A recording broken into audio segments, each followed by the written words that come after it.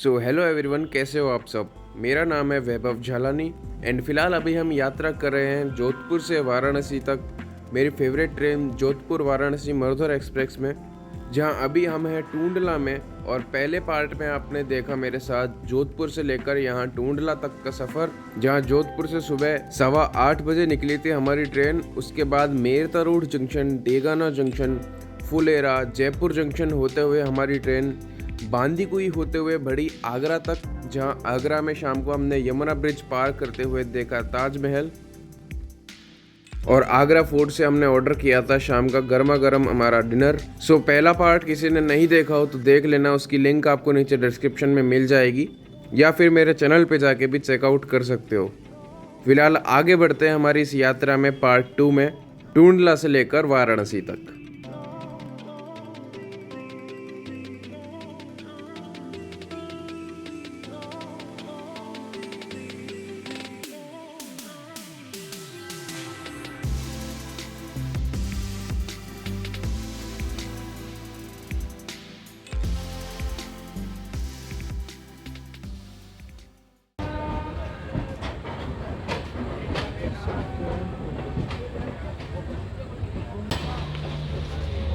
Pani Boston.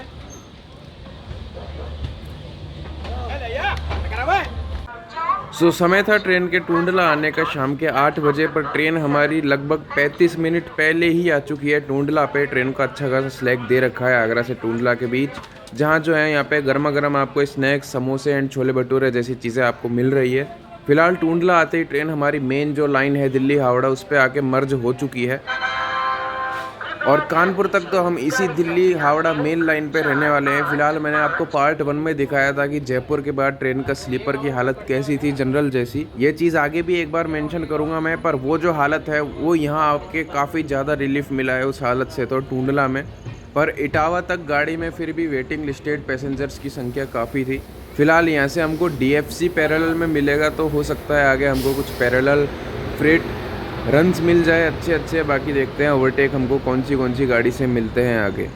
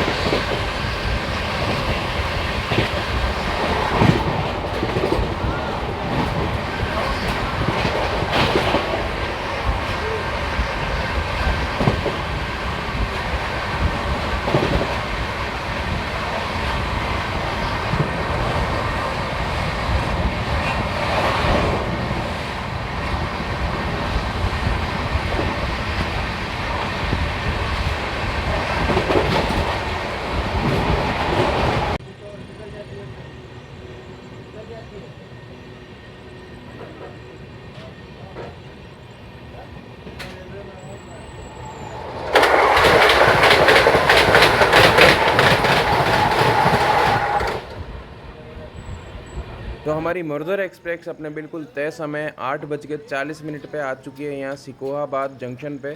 और यहाँ से जो है शिकोहाबाद जंक्शन इसलिए है क्योंकि यहाँ से एक लाइन मैनपुरी जंक्शन होते हुए निकल जाती है आगे फरुखाबाद जंक्शन की तरफ। बाकी अभी मैंने आपको दिखाई अयोध्या वंदे भारत से क्रॉसिंग, और पीछे पीछे वैसे पूर्वा एक्सप्रेस भी आ रही है। अब देखते हैं कि ओवरटेक किस किस ट्रेन पे और मिलते हैं और क्रॉसिंग कौन सी मिलती है।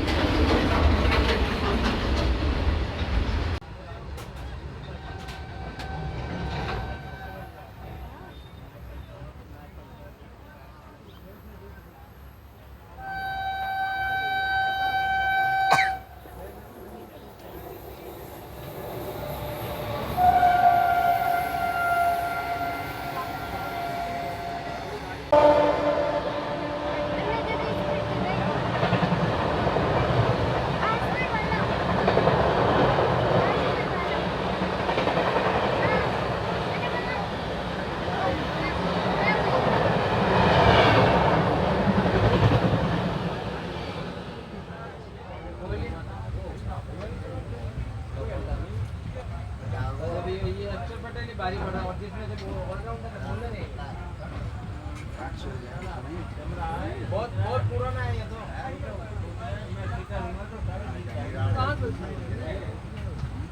गलत फहमी है उधर में वापस आने बोले जाना है तो जाना है रिफंड हो जा रहा है वो सी हटा दिए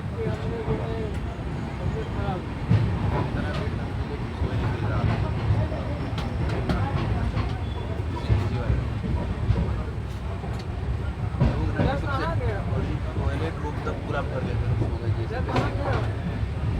वही जहाँ से बोल रहे वही है।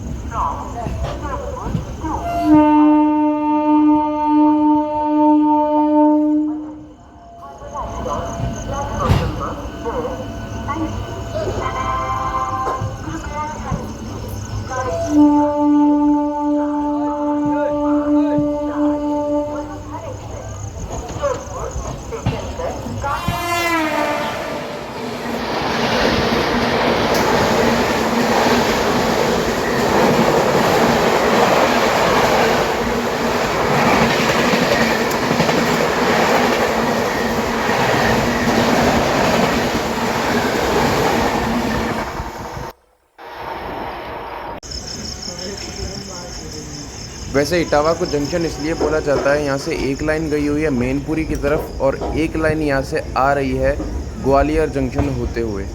और अभी आपने देखा ओवरटेक अजमेर सियालदा एक्सप्रेस का, मज़ा आ गया भाई। बांदीकुई में दोनों ट्रेनों में आधे घंटे का डिफरेंस है। बांदीकुई में मर्दर निकलती है 3:30 बजे और वो स्किप करके जाती है 4 बजे, पर यहाँ ये इसको ओवरटेक करके निकल रही है। ये देखने में एक अलग ही मज़ा आ गया।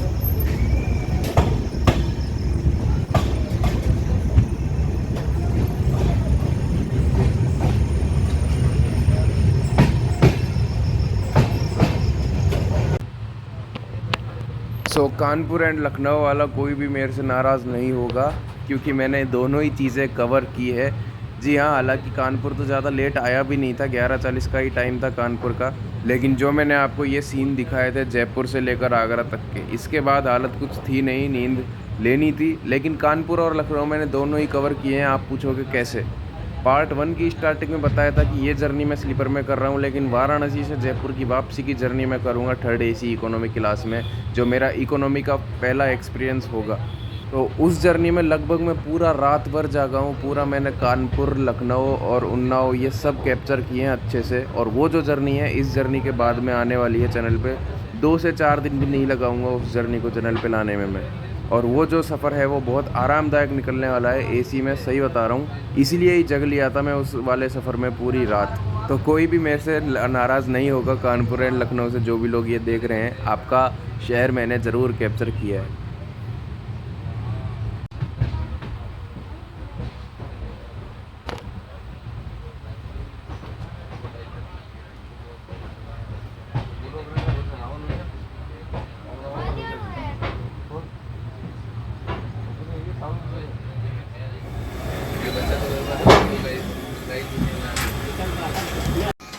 तो जय श्री राम एंड सुप्रभात दोस्तों, स्वागत है आपका अयोध्या कैंट एंड अयोध्या की पावन धरा पे। फ़िलहाल गाड़ी तो हमारी चल रही है 50 मिनट की देरी से। 5:08 पे गाड़ी का आगमन हुआ है यहाँ अयोध्या कैंट स्टेशन पे, जहाँ गाड़ी की बहुत सी भीड़ तो यहीं उतर चुकी है। इससे ज़्यादा भीड़ अयोध्या धाम जंक्शन पे उतरने वाली है। हमारे साथ के को पैसेंजर जो राय का बाग पैलेस जंक्शन जोधपुर से ही चढ़ गए थे ट्रेन में अयोध्या के लिए, वो भी अयोध्या धाम जंक्शन पे ही उतरेंगे। लेकिन रात का सफ़र तो ठीक रहा स्लीपर क्लास का, अगर मैं आपको जर्नी एक्सपीरियंस बताऊं। लेकिन रात के सफ़र में भी कुछ लोग थे जो कि लखनऊ या कानपुर से चढ़े थे और वहाँ पे उतरे भी थे, लेकिन सब वेटिंग लिस्टेड पैसेंजर थे। और रात को एक आदमी को मैंने भी मेरी सीट पे एडजस्ट कर लिया कि मैं तो चलो सीधा सो रहा था, लेकिन मेरे पैरों के पास जो खाली बचे हुए जगह थी वहाँ पे मैंने उनको बैठा लिया था। अब भाई स्लीपर्स क्लास का तो यही सीन होता है, अगर आप कंफर्टेबल हो किसी को साथ में बैठाने में तो बैठा सकते हो। और भाई मैं तो हूँ राजस्थान से, लेकिन ये यूपी का सुबह सुबह का हल्की हल्की बारिश का जो मौसम था ना, ये तो मन को भा गया।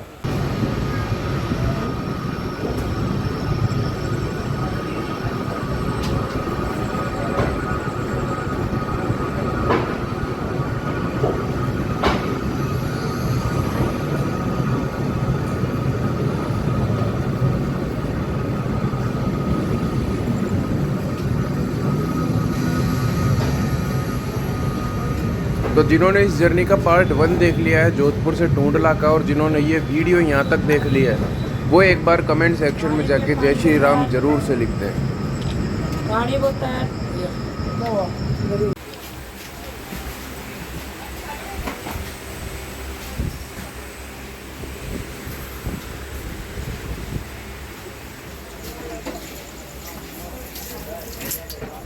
तो अब हो चुकी है हमारी मर्दर एक्सप्रेस पूरी तरीके से अयोध्या धाम जंक्शन पर आके खाली।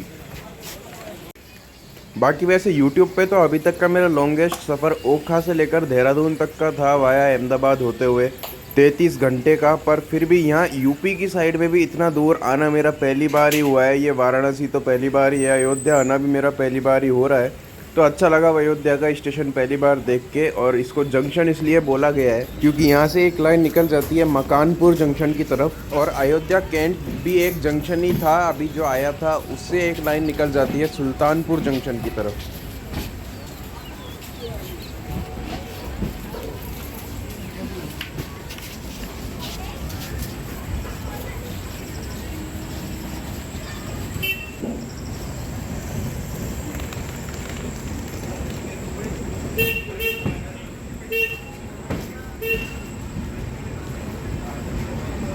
भैया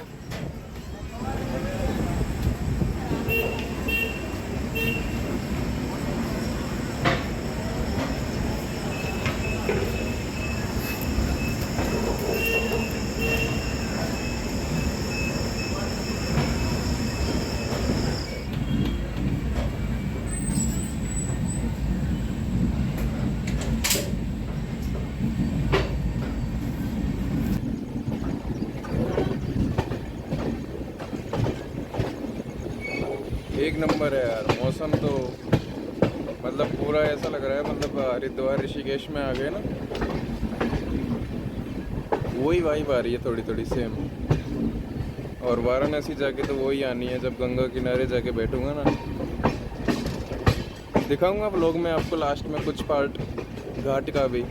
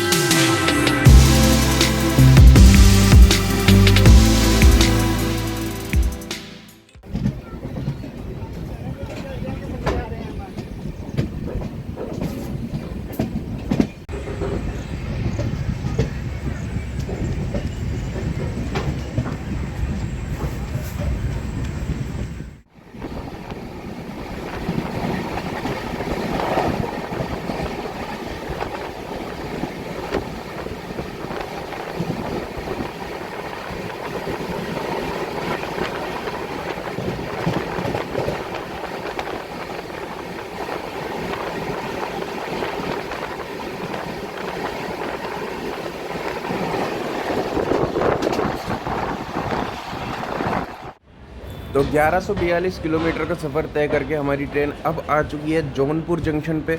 और इसको जंक्शन इसलिए बोला जाता है क्योंकि यहाँ से एक लाइन निकल रही है औंडीहार जंक्शन की तरफ। और वैसे इस जंक्शन से पहले 2 स्टेशन और आए थे, मतलब जंक्शन आए थे, शाहगंज जंक्शन और अकबरपुर जंक्शन। पर दोनों लेने इतना मैंने समझा नहीं क्योंकि वीडियो लंबी हो जाती है और सारे जंक्शन जो है दिखने में एक ही जैसे हैं इस रूट के। पर एक चीज़ मैंने यहाँ देखी है कि जितना भी ये सेक्शन आया है ना अयोध्या के आसपास का या अयोध्या के बाद का, हर कुछ कुछ दूरी पे जो है जंक्शन बने हुए हैं और कहीं ना कहीं से लाइन जो है दूसरे मेन सेक्शन से ही मिलते हुए आ रही है। जैसे अब वो जो लाइन इधर से जा रही है ना, ये भी आगे जाके मऊ और पंडित दीनदयाल से ऐसे घूम के आती है। तो ये सही बात है, जंक्शन यहाँ पे बहुत है। और उसी तरीके से जो इस गाड़ी का रूट था ना जोधपुर से लेकर जयपुर तक का, उसमें भी जंक्शन बीच में खूब सारे थे। मेरता रोड हो गया, राय का बाग हो गया, मकराना हो गया, डेगाना हो गया। मतलब 3 जगह की एक ही लाइन आ रही थी, बीकानेर वाली लाइन ही आ रही थी 3 जगह। तो कुछ ऐसा ही सिस्टम जो है यहाँ भी है।